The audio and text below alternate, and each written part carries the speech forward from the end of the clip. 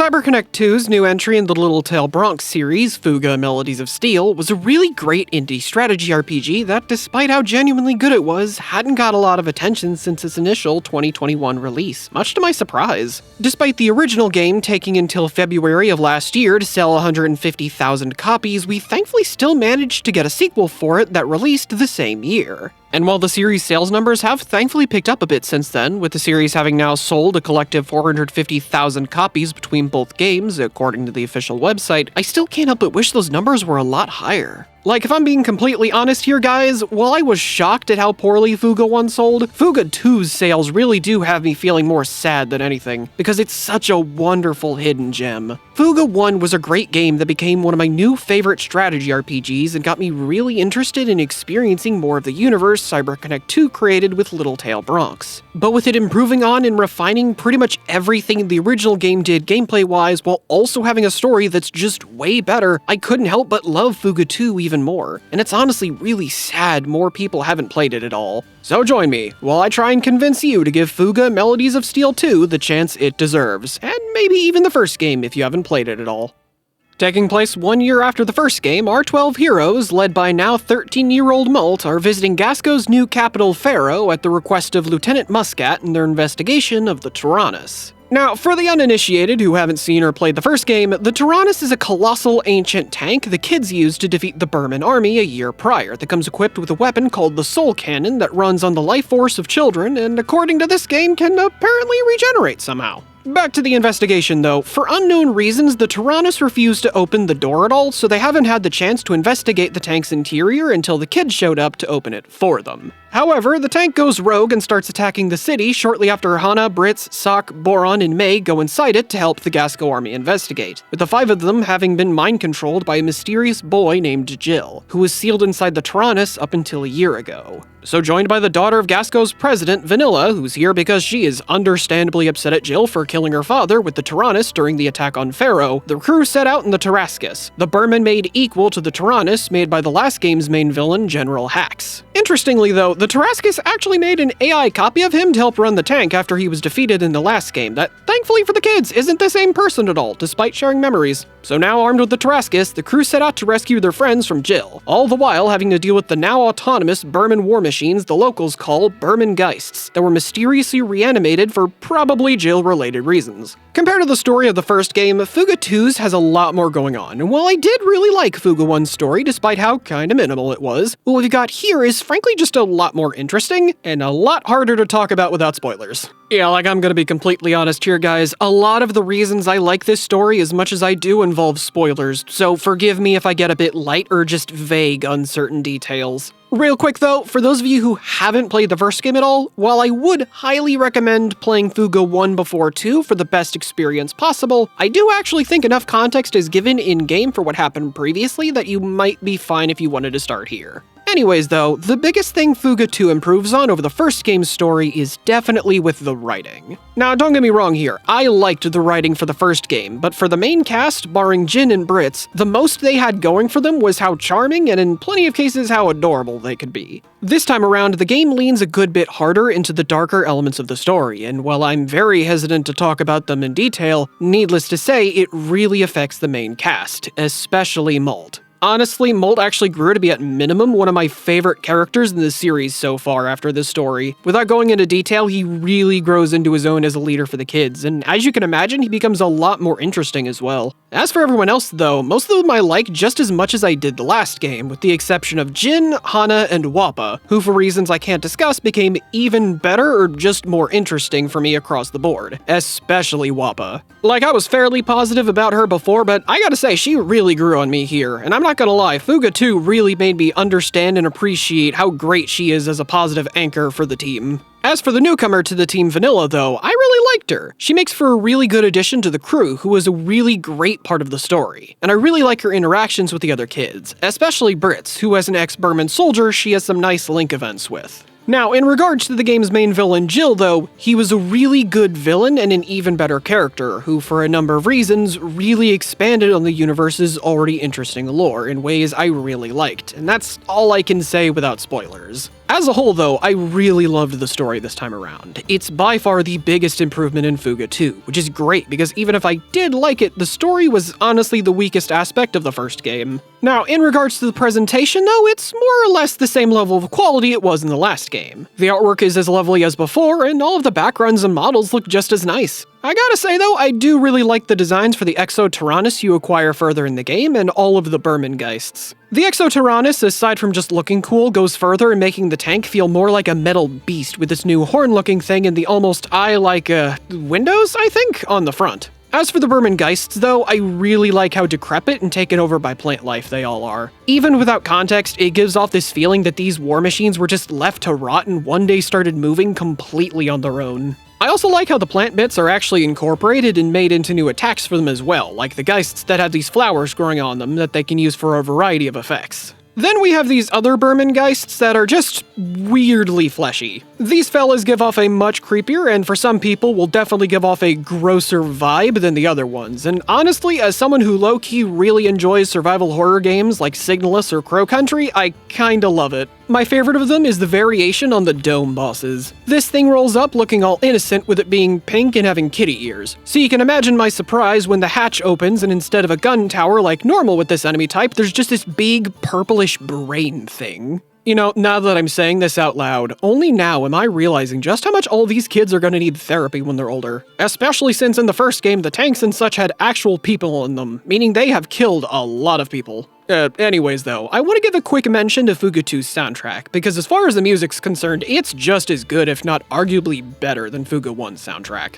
I'd personally recommend giving the songs Where the Wind Takes Us, The Power of Tears, and the Safe Route Battle theme a listen. All of them are really great, with Where the Wind Takes Us and The Power of Tears being tied for my personal favorite tracks in the game. Now, having said all that, unlike the presentation, the gameplay does have some improvements as well as additions, but for the uninitiated, and to add context, let's run through some of the basics first. Just like the last game, Fuga 2 is a turn-based strategy RPG that has an emphasis on resource management, with the game taking place over 12 stages with one per chapter. During each chapter, your goal will be to get to the boss at the end by moving one space at a time. But just like before, you'll usually have plenty of branching paths you can choose between that have 3 varying difficulties, with all of them scaling in rewards and materials. Having said that though, what happens in between each chapter is where I want to get to the first of the improvements made to the game, because these kids have money now and I am all the happier for it. Previously, the most you could do in between each chapter is talk to some people for maybe an item or two and trade in what you already have at the store to get something else. Here, though, you get money by primarily selling things like valuables or excess materials you don't need. You can spend it at one of 3 different shops at a port for materials to upgrade the tank, battle items, and food items, as well as farm-related stuff, which now includes upgrades for your veggies and livestock. To me, this honestly just feels like a logical progression from what the first game did, with it giving you more leeway for managing your items and materials while also adding on an extra layer of things to consider when playing the game. And on that note, this brings us right to Malt, because he has an entire new mechanic dedicated to him specifically. This time around, Malt has 2 different judgment values, empathy and resolution. By talking with people and selecting the dialogue options with the blue or red icon respectively, you'll get a certain number of points in that category, which has a number of effects. For starters, you'll unlock special leader skills for combat when you reach a certain amount of points for that respective value, with both having 4 skills each and every one of them having a random chance to trigger in battle. Out of every leader skill I actually unlocked, none of them were really bad at all. Honestly, at worst, they were just kinda situational, like the one that lets everyone attack first at the start of a round. But they can also be as useful as the first skill in the empathy tree, which will cause an enemy to miss their attack that round. I won't go over all of them since honestly it's really not necessary and I can't even tell you which tree is better in the first place, but I can say with complete confidence after having seen nearly all of them, you wouldn't really go wrong focusing in either value. For my playthrough, I focused on empathy purely because that's what I wanted Malt as a character to lean into, which brings us to the other effects of the judgment values with how they sort of affect the story. Now, for the most part, it's usually in these resolution events which reward you with money and will play at a certain point in a stage if you've met the criteria for that scene, like having a certain amount of points in one value. They can kind of affect the true ending, though, in the epilogue, but it's not like it changes the entire ending at all, just some lines of dialogue, so you don't need to worry about getting some kind of bad ending by prioritizing one over the other. You can play Malt however you like. As for my own thoughts on it though, I really like the inclusion of this. It helps make Molt feel more like a leader in the story as well as gameplay, and it helps give Fuga 2 more replay value, something the first game was admittedly a bit lacking in. Now that we've gone over all of that though, let's finally get to talking more about the actual meat of the gameplay, starting with a new addition in the airship. See, after the first 2 chapters, you'll occasionally come across these blue round spaces that, aside from being a shop, can also drop 3 different kinds of healing supplies, can destroy enemy spaces, and they can even take you to these blue triangle spaces if you want to get more resources and materials. I gotta say though, I do really like the addition of these special yellow pathways that only the airship can take you to on New Game Plus. For context, these are dangerous difficulty paths that always have some of the strongest enemies in the game and net you great rewards, which just like the judgment values, also help with replayability.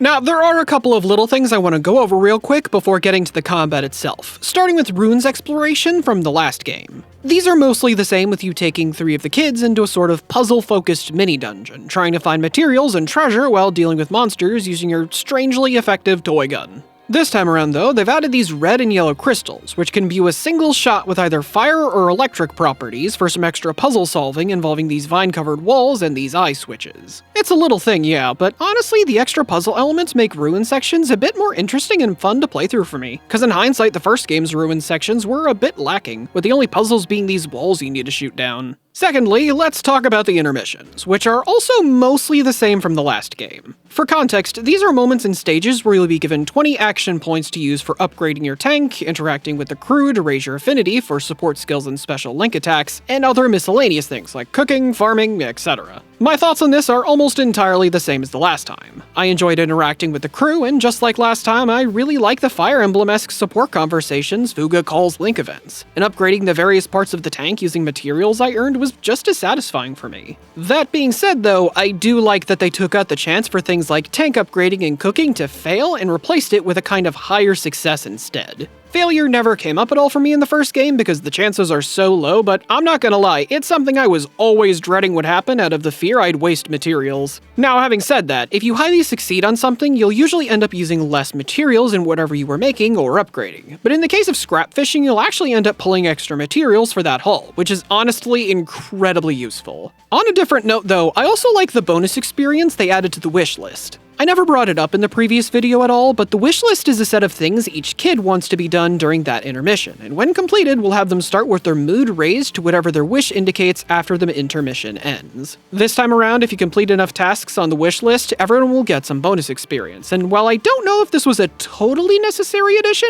I will never say no to easy experience in an RPG. Now, with all of that out of the way, let's finally get to combat, but let's go ahead and run down the basics first before we get to any changes and improvements. Fuga 2's battle system, just like the first game, revolves around the turn order gauge at the top and has 3 kids out in combat at a time, with all of them being able to have someone in the support slot for things like link attacks and support skills. Each one uses 3 different gun types, with those being machine guns, grenade launchers, and cannons, with machine guns being the least damaging but the most accurate, and cannons being the most damaging but the least accurate. This time around though, not every kid uses the same gun type as they did before, and as a result, they'll learn different skills as well, with a kid's skills actually leveling up for increased damage or effects when that character reaches a certain level. I won't go over every kid so I don't end up padding out the video at all, but I will at least give a mention to the team's newcomer, Vanilla. Vanilla here uses a cannon that has a higher than normal crit ratio to compensate for slightly lower base damage output. I will say though, her skills Arrogance Shot and Determination easily made her my favorite cannon user in the game.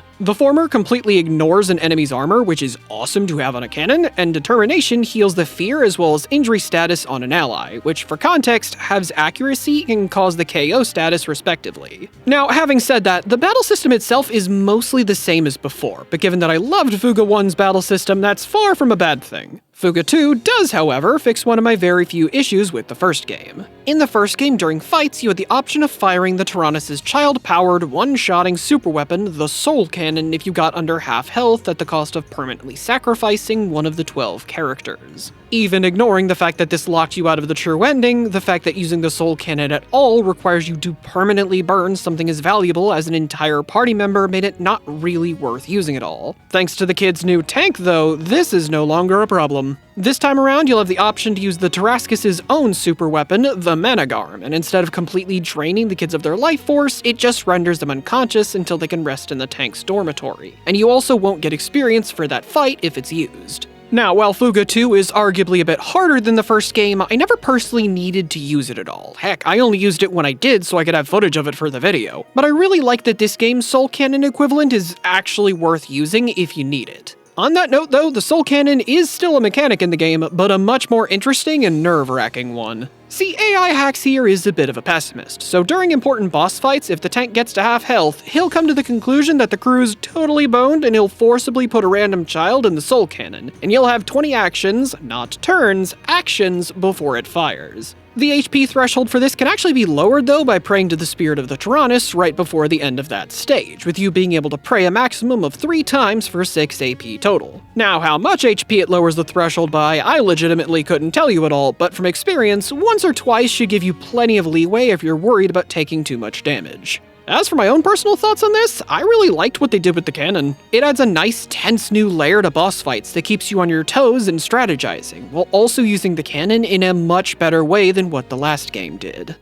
By the end of Fuga 1, I was a little bummed more people hadn't heard of the game or played it at all, but by the end of its sequel, I can't remember the last time I was as genuinely sad as I was that a game hadn't received more attention. As a sequel, Fuga 2 improves on everything the first game did, and the end result is an experience so solid it doesn't really have any major weak points. The story as well as writing is way better than Fuga 1's, with it doing a lot for some of the main cast, and let me tell ya, it has me very interested in wherever they take the final game for this trilogy. While the gameplay is more of the same, it refines and improves on it enough to make Fuga 2 a substantially better RPG for me, with it straight up fixing all of my problems from the first game. I'm not exaggerating in any way when I say that I legitimately don't have much in the way of actual criticisms with this game. Fuga 2 is a wonderful hidden gem, and it's such a shame so few people have actually played it at all. Seriously, if you're interested at all in checking this game out after watching this, I can't recommend it enough, and like I said before, while I would highly suggest playing the first game before this for the best possible experience, you might be fine if you wanted to start here.